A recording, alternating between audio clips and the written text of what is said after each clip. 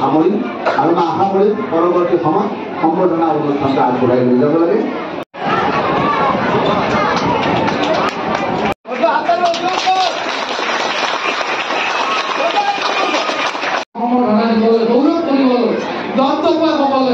আমি সাহস কৰিব পাৰোঁ তাৰ বাবে আশা ৰাখি আমি বাকীখিনি সম্বৰ্ধনা কাম আমাৰ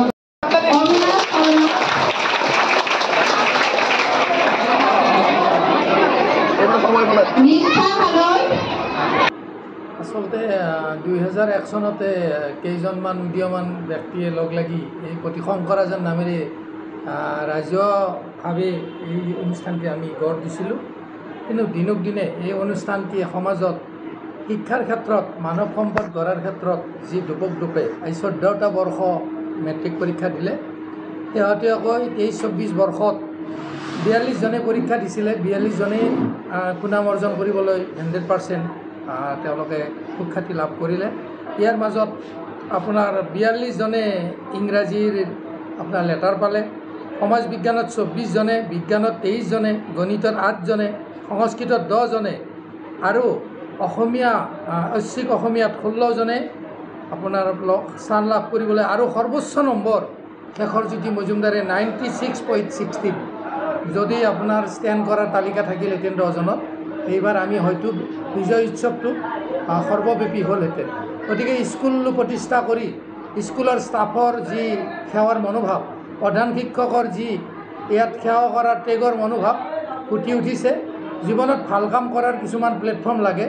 জীৱনত আমি মধ্য শিক্ষিত মানুহ, কিন্তু এনে এটা অনুষ্ঠান আমাৰ দ্বাৰা যেন পৰিচালিত হৈ আজি মানৱ সম্পদ গঢ়াৰ ক্ষেত্ৰত কমলপুৰৰ মাজমজিয়াত শংকৰাজনে যি অভিলেখ সৃষ্টি কৰিলে আমি আমাকে ধন্য বুলি মানিছোঁ আৰু কোনো ধৰণৰ স্বাৰ্থ নাৰাখি ইয়াৰ সেৱাত আমি নিয়োজিত হৈ আছোঁ।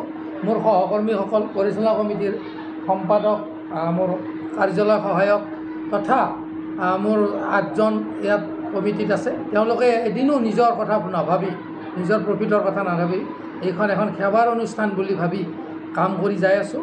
আজি আমাৰ ইয়াত বিজয় উল্লাস হৈছে। বিভিন্ন ধৰণৰ কমলপুৰ শিক্ষাখণ্ড বিষয়া মাননীয় পাঠক ছাৰ তেখেতে আহিও আমাৰ মাজত আমাৰ স্কুলৰ তেওঁলোকৰ দেখি স্কুলৰ ৰিজাল্ট দেখি তেওঁ আমাক যথেষ্ট ধন্যবাদ জ্ঞাপন কৰিছে, খুব আশীষ দিছে আগন্তুক দিনত। গতিকে এই অনুষ্ঠানখন অসমৰ ক্ষেত্ৰত আৰু মানৱ সম্পদ গঢ়াৰ ক্ষেত্ৰত ইতিমধ্যে হাই ছেকেণ্ডেৰী ষ্টুডেণ্টো আনি আমি সম্বৰ্ধনা দিলোঁ। গোটেইকেইজন 85, 92 এই পৰ্যায়ত।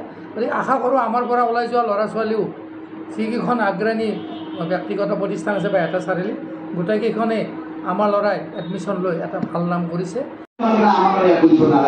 আমি জানো তোমালোকে যেতিয়া এবাৰ প্ৰতিষ্ঠিত হ'বা তেতিয়া হয়তো আমি সোণালী জয়ন্তী পাম।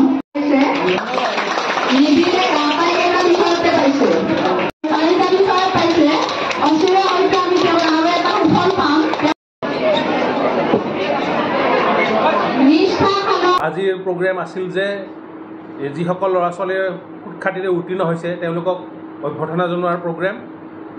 গতিকে এনেকুৱা এটা সুযোগ মই কেতিয়াও হেৰাব নিবিচাৰোঁ, কাৰণ আমাৰ দায়িত্বই হৈছে শিক্ষাৰ লগত জড়িত হৈ থকাটো আৰু এই অনুষ্ঠান যাতে ভৱিষ্যতে আৰু দুপে আগবাঢ়ি গৈ পেলাই ভাল ল'ৰা ছোৱালীৰ সুখ্যাতিৰে পাছ কৰাত সহায় কৰে আৰু তেওঁলোকক মেধাৱী ছাত্ৰ হোৱাৰ লগতে এজন সুনাগৰিক যিয়ে ভৱিষ্যতে দেশক সমাজক অৱদান জনাব পাৰে এনেকুৱা মই আশা ৰাখিছোঁ।